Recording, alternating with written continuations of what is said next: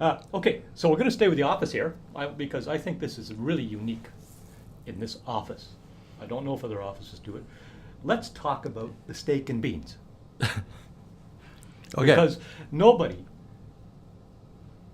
no other offices, I talk to other agents all the time, do this. And I find this to be a heck of a morale boosting. Boosting? What, boosting, yeah. Boosting. Yeah, that's it.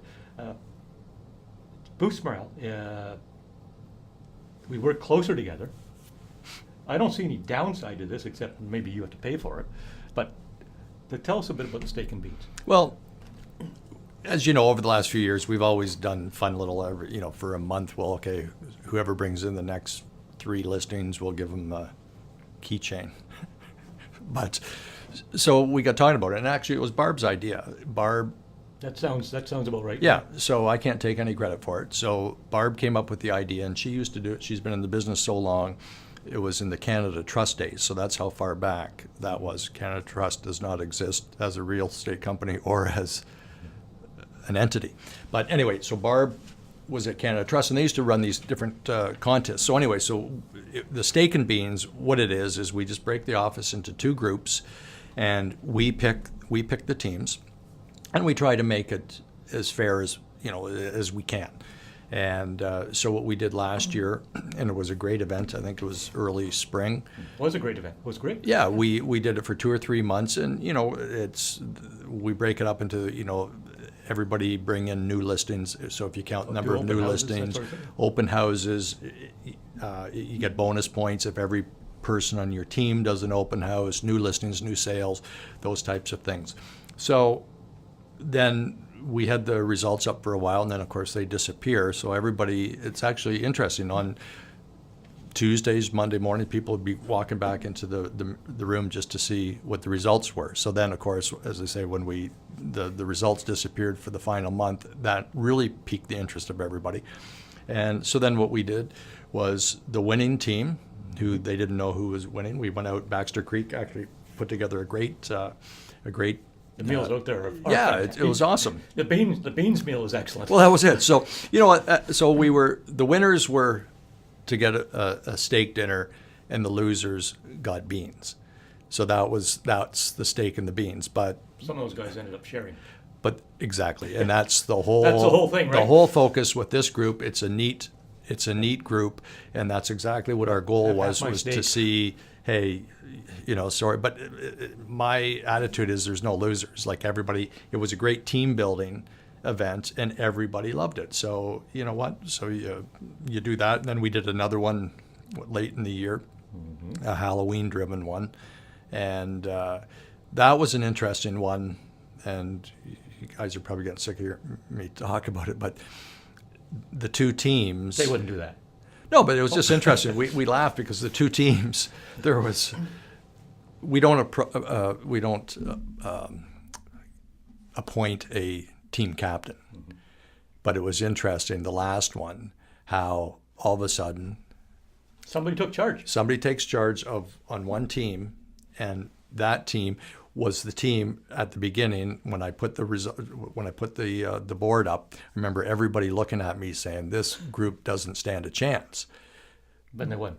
But they won because of what we were trying to achieve, and we were trying to see if teamwork would come into play. And I'm not knocking one team or at all, but the fact was, when there was somebody that took charge of that team that nobody thought would win, it was amazing how the leaders emerge. Yeah, so it was. I think it was just a kind of a good case study on team building, management, and whatnot. That I think like any good organization, you need a leader, and in that particular event, that's what happened. So now we're back. We got another one going on. Mm-hmm. So this when is. Does that start? February 1st, so it just started. Okay, yeah. So the other one was a Halloween one. This is Steak and Beans, the sequel. It's part 2, Bill. Part 2, the sequel. Okay. Okay, so I'm not done with this talking about our office. We did something, you and Barb organized this at Christmas. I have never, in 29 years in real estate, I've never seen this, and it was absolutely a riot. Everybody had a great time. Let's talk about the gingerbread houses. Did you forget? That was just forgot about that that. was unbelievable. You told everybody to be here, have 3 hours on their time, on a Tuesday morning, and you go ahead and tell us. Well, there again, that was Barb and Laura were talking about, it'd be fun to do gingerbread houses because my girls are 21 and 23, and to this day they still do gingerbread houses my at first our house. gingerbread house. we put it on the table at Christmas on Christmas Day. It was It's hilarious. I know, and so as I say, we've grown up with it, and our girls from the time they were little kids, every year they do gingerbread houses. So we're used to it, and I must admit I've never sat there and done one myself. But anyway, we thought, you know what, why not do this, and we're going to have some fun. So yeah, I made it sound very important that this was a must-attend event, that it's very, very serious.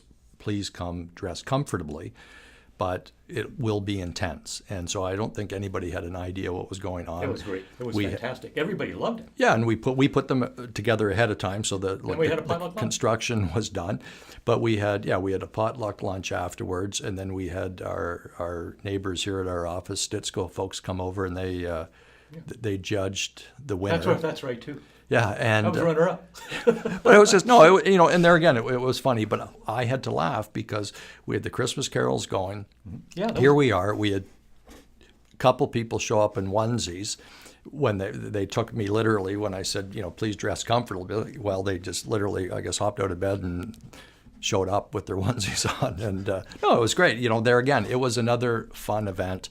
And so the nice thing with our group is we try to promote this. It's a good group. We're not, everybody is competitive by nature, and that's what we're seeing with these competitions, but it's friendly competition. Everybody's helpful. There's nobody that's, out to get other people. They just, everybody's helps one another in this group, which is nice. These sort of activities Yeah. bring people together. Yeah. Yeah, which is the goal. Yeah.